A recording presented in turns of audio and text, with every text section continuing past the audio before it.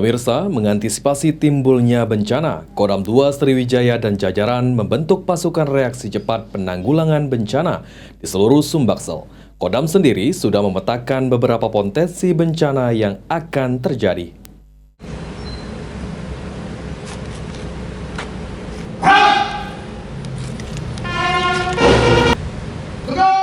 Pasukan reaksi cepat penanggulangan bencana ini dibentuk Kodam 2 Sriwijaya dan Korem jajaran karena wilayah Sumbaksel khususnya Sumatera Selatan cukup rawan dengan terjadinya bencana seperti kebakaran hutan dan lahan yang kini masih terjadi serta juga banjir dan longsor di masa musim penghujan.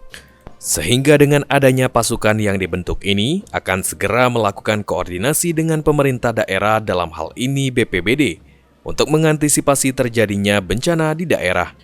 Menurut Pangdam 2 Sriwijaya Majen TNI Naudi Nurdika, TNI dalam hal ini Kodam 2 Sriwijaya akan selalu membantu pemerintah dalam hal penanggulangan bencana.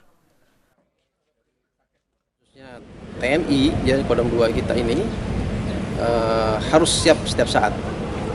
Tidak perlu menunggu perintah lagi ketika ada kejadian bencana, kemudian siapa berbuat apa sudah jelas. Nah, ini tujuannya. Sehingga makanya disebut dengan pasukan reaksi cepat.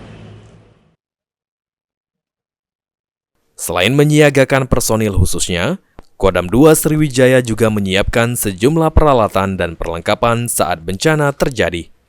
Firman Hidayat, PAL TV.